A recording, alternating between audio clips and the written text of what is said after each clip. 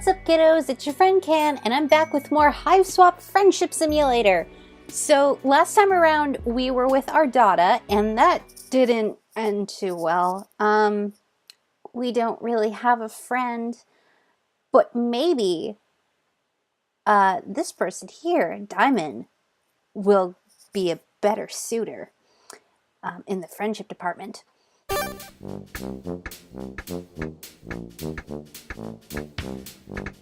Yes, someone is approaching. A strange, gray-skinned alien with a cozy-looking hoodie. Perhaps they will make for a good friend? Oh, you're a cutie. Oh, look at your cute little freckles. I'm also into your music. And, wow, it's good music. The quirks so far are also good. What voice should we give you, kiddo? I don't know. We'll just kind of feel it out. What's up? Oof. Hang on. Sorry. I didn't get to go look at you before I started talking. I guess you're really weird looking. Well, rude. Kind of uncomfortable about this. Your stammering reply eventually conveys that you are a lost traveler who is hungry and probably in some need of medical treatment. You're also really lonely and wouldn't mind making a new friend right about now. Hungry, huh? I see what your game is. You aren't sure what he's talking about. Then your eyes drift toward the obvious target, that exquisite hot dog he's holding. It looks really, really good. Your mouth starts watering noticeably. Oh no, I knew it. You're just like all the rest. Your agenda is to have me relinquish my delicacy. Well, forget it. I've been tricked out of 2 other oblong meat products this week already. I'll remember that time that Kanaya was like oblong meat products into places it's not. Anyway, I'm the only one who remembers that quote. I know you probably think I'm an easy mark due to my blood color, but I still have some dignity at least. You don't know anything about his blood color, or why that would matter in this conversation about his hot dog. You're hungry, sure, but you didn't mean to cast a threatening gaze at his meal. All you really want to do is make a new buddy, so you don't feel quite so alone in this strange new world. I see. You just want a friend and not my sweet... That's not good in another context, kiddo. Sorry, I get a little paranoid when I walk around with such delicacies in public. You can't be too careful. Folks storm to get that greedy look in their eyes. I can't. I can't take this seriously. Like, I see you, Andrew Hussey. I see what you're doing. These are odd ways to express the things he's saying, you think?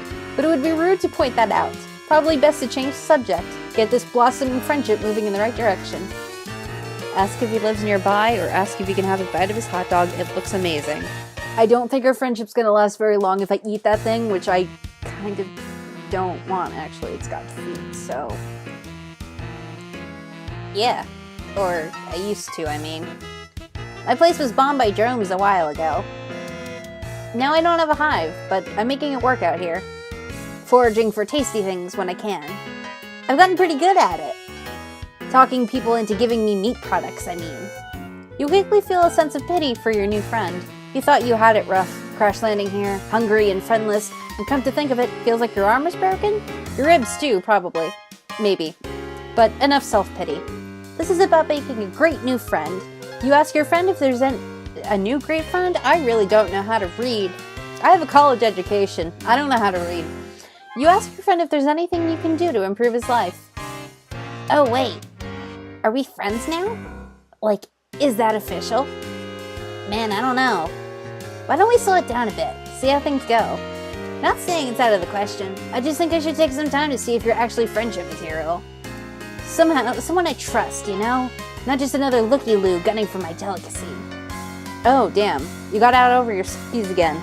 Of course, he's right. This is totally reasonable. You feel sure you can do what it takes to win him over. You make a mental note to avoid looking at or mentioning his hot dog since it seems to be such a sensitive subject. You do everything in your power to avert your gaze from the hot dog. You are aggressively not looking at it, in fact. Don't think hot dog thoughts, don't think hot dog thoughts. It's working. You aren't thinking about hot dogs at all. It's like he isn't even holding one, and no one ever even brought up the fact that hot dogs exist. He seems to notice, on some primal level, your current non-hot dog mindset. He smiles. You pay closer attention to the boy's face. It's a nice smile he has, actually. Very kind, disarming. A few freckles here and there, a mop of messy hair draping over his eyes. He's very cute. What a nice friend this would be to have, you think? He's kind of adorable, really, if you disregard the prickly attitude about his hot dog. Okay, wait a minute. You don't want to start thinking thoughts that are too friendly. You should dial this down a little. Stick to the basics. You just want a cool new friend, nothing more. Or mid-spread. You should try to spark up some non-meat related conversation soon, before things get awkward. You wonder about his house. It got bombed? Yeah, you know, routine drawn paths through my hood. Little bombing, little culling. That's how it goes around here. I was a lucky one. My Lucis, not so much. He's a goner. Oh no, baby. Oh no. It feels so bad. You don't know what a Lucis is, but you can deduce it was someone important to him who probably died in the bombing. Rather than overwhelm him with annoying questions about his culture, you decide the right place to show some sympathy. Thanks. I miss him. Sometimes I think I enjoy savory bun delights as a way of covering up the pain. They're so good, though, it's hard to stop. Also, I favored the juicy meats before he died anyway. It's something we had to get together. You should probably eat it before I have to.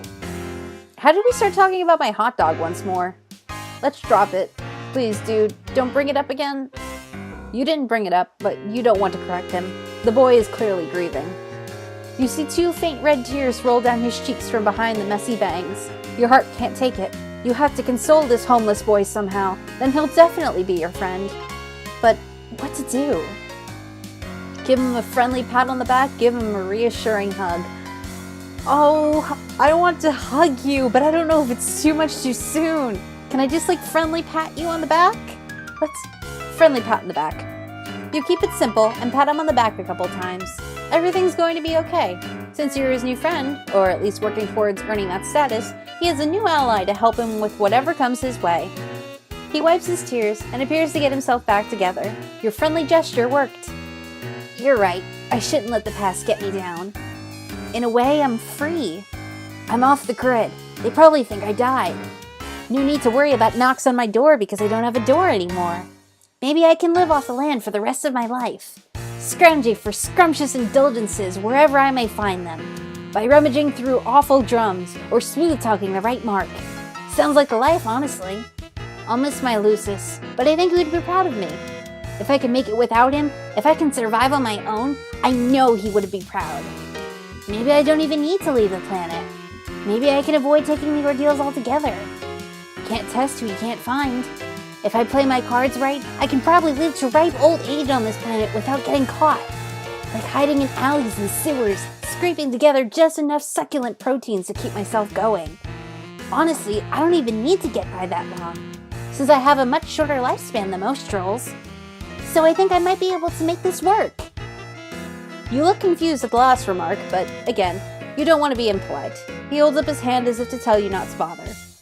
I can tell you're not from here. It's okay. Restbloods don't live a long time.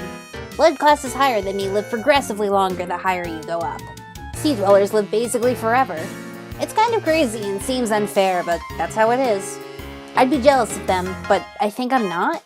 I'm almost grateful I don't have very long to make it in this world. I don't know what I'd do if I had longer. I'm happy to settle into a nice short ride, keep a low profile, taking some good meat along the way. Nothing wrong with that life, if you ask me. You understand. It seems like a tragic story, but if your friend has made peace with his destiny, you might as well too. You offer a sympathetic shrug, and continue your impressive streak of consecutive seconds not looking at his hot dog at all. He smiles again. He seems to be relaxing, gripping the dog a little less tightly. That's good. You know, you're good at listening. Not many people understand me at all. A lot of people find my overly possessive attitude towards meaty delights to be strange and off-putting. I've heard this more than once and lost some friends that way. There are some past personal dramas I do not want to think about, let me tell you. But you're different. Maybe you put me at ease because it's obvious you're even lower than me? No offense, but you are. Drones would vaporize a hornless goof like you, no questions asked. Oh, sorry, didn't mean to scare you. You laugh it off. You're not scared, you say. You survived worse. You pat your broken ribs and wince. You clutch your sore ribs with your broken arm and wince even harder because of that. Oh man. Looks like that arm hurts, huh? I guess it's broken. Let's see what we could do about that. Here, hold this a second. Oh, this isn't gonna end well. That's really sweet that you're like, here, hold this though. He hands you his hot dog without hesitation. Oh wow, he wants you to hold it? This is such a remarkable gesture of trust. You're overwhelmed. You gingerly take the hot dog with your good arm, being very careful. You hold the hot dog from beneath with your fingertips as if it's a priceless, delicate treasure. He takes off his vest and puts it on the ground. Then he takes off his shirt. You avert your eyes for a moment, then realize that's silly. Nothing particularly indecent about this, you suppose. If he's comfortable, so are you. Then he puts his vest back on, takes the hot dog back from you, and hands you the shirt. Here, make a sling out of it. This boy gives me the shirt off of his back to make a sling for my broken arm. Even let me hold his hot dog. Oh, you are a beautiful soul. How am I gonna fuck this one up? That should help. He's right, it does help. Your broken arm is a lot more comfortable and secure. The shirt smells like meat, too. You can't tell if you think that's a bonus or if it's weird. You decide it's a bonus. This is your new friend. He loves meat, and so do you. It's your greatest common interest, in fact. Nice. You know, I think we make a pretty good team. I don't know if I'm ready to officially call you my friend yet, but I may be getting close. You're pushing all the right buttons, man. Just being someone who listens and understands. You have no idea how much that means to me. You're so happy to hear this, it makes your heart sing. Well, if you're keeping it totally real, some of these things he's saying are just a little strange. Like, maybe this boy wasn't really socialized properly? By his loosest, you guess? You think that might be his dad, but again, you don't dare ask. Not when the positive feelings are flowing like this. Why kill the mood? He gets a little closer and swoops a hand through his thick black bangs. For the briefest moment, you catch a glimpse of one of his eyes, regarding you fondly. Your heart beats a little faster. He puts a hand on your shoulder. You're starting to wonder if all he's interested in is friendship. You hope that's all he wants. You don't think you're ready for anything more than that. You're desperate for friendship, or really companionship of any sort, but that's moving pretty fast for you. But you're too nervous to make your feelings clear on all this. If he goes any further, you're not sure if you'll have the will to protest? Listen, dude. This gorgeous meat product we both admire. I'm thinking, maybe we share it! Oh my gosh! I think this sounds good, actually. Oh my, yes, this sounds wonderful. You're so hungry, and you're beside yourself with gratitude that Diemen is willing to share with you something so precious to him. It really means a lot. Here, I have an idea. Oh no. Oh, I know where this is going. Oh shit, we're gonna Pocky this. Oh no. Okay. He brings his face close to yours. He holds the hot dog up between your faces, with both ends of the dog pointed into his mouth and yours. You're not sure what he wants you to do. You can't find the breath to ask. It seems like he wants you to. Oh, I don't have a choice to not. Oh, but I want to. Yes, if pressed on it, you'd agree the act is uncomfortably erotic. But you have to admit it is a good way to share a food item, whilst ensuring it gets split about evenly. And you absolutely loathe the idea of letting a friend down. It's completely at odds with your values as a person. You chomp down on your end of the hot dog as he does so with his simultaneously. Holy shit, that is so good. You take another bite, and he takes his bite perfectly. He's eerily good at this game. It's throwing off your chewing a bit, which makes you cough a little when you swallow. But you don't feel like you can pause without breaking eating rhythm with him. Might be what a bad friend would do. You keep going, without really quite swallowing as you go. Oh no, this is gonna end very badly. You get closer to his face, which is creating an imminent situation you aren't sure how you're going to handle. You haven't planned for it, and it's coming up fast. The hot dog backlog collecting in your throat is getting a bit too heavy, so you try to swallow, but you can't. You gag and cough up all the chewed hot dog batter explosively into his face. No, I've ruined it. Oh, oh God. He recoils, absolutely stunned. His bangs are blown back and he's staring at you with wide eyes. Hot dog and bun bits are all over his face. He says nothing for a moment, then puts his hand to his throat. Oh fuck, he's choking! He points at his mouth desperately. You need to do something. The Heimlich, of course. That's what you need to do. You need to save your friend's life. You get behind him and put your good arm around his belly and form a fist. You plunge the fist in under his ribs, trying to dislodge his masticated delicacy. It's no use. You can't get any leverage. You need your other arm. It really hurts though. You'll have to make the sacrifice for your friend. Please don't let me kill this kid. Yes, a friend who may have just tried to trick you into kissing him with a silly hot dog stunt. You're not sure how you'll navigate that tricky subject once he's breathing again, but you'll deal with that later. Right now, you have a life to save. You pull your broken arm out of its sling and grab your other fist in front of his belly and squeeze. You try and try and try. His face is turning, well, not blue, deep red? You guess because his blood is rust-colored. Sure, that makes sense. You yank one more time, your broken arm throbbing in pain. Ooh, okay. A huge gob of chewed hot dog launches out of his mouth like a cannonball, and the expulsion creates enough force in the other direction. It causes you to actually lift him up into the air and accidentally suplex him into the mud behind you. I've absolutely eviscerated this friendship. You, in turn, go tumbling over him, and the two of you are soon locked into an inseparable pinwheel of interspecies downhill mayhem. You roll and roll down the grassy incline toward a nearby neighborhood, toward a street. Oh God, luckily you stop just short of the street, but oh no, Diamond's neck lands right on the sharp edge of the curb, and after flipping in the air once or twice, you come down right on his face with your big ass. You hear a crack. Diamond? You slap his cheek a little. No response. He's not breathing. You check his mouth. Throat is clear of hot dog debris. Oh God. This can't be happening. You look around, panicked. This isn't what you need right now. All you wanted was a friend. You can't be held responsible for alien murder. You have to hide the body. You see a couple kids creeping out of nearby houses to see what all the commotion is. There's no time. You've got to find a bush or something. There, over there. Looks like a little alien bushy thing. It's pretty small, but it'll have to do. You drag the vested, shirtless carcass over to the bush. I've killed my friend. You dump the body in the bush, and it's really not convincing. It looks like a dead kid was unceremoniously dropped on top of a small bush in a poor attempt to conceal a murder. You've got to come up with a better... Wait a minute. Someone is standing behind you.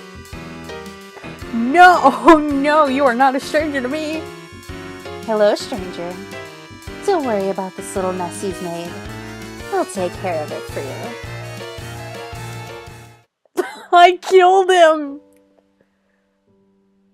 I've killed him!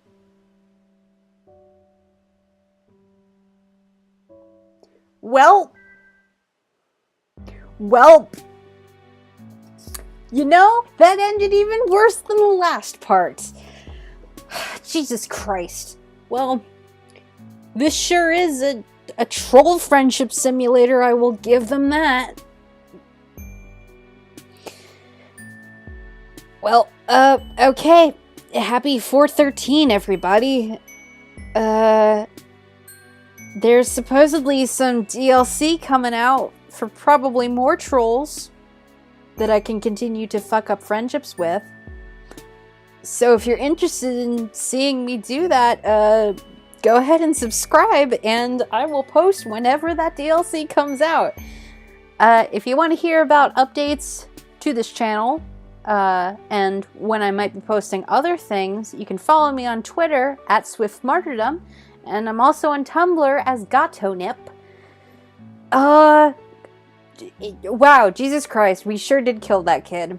Alright, I will see you guys next time for more child murder, I guess. Bye!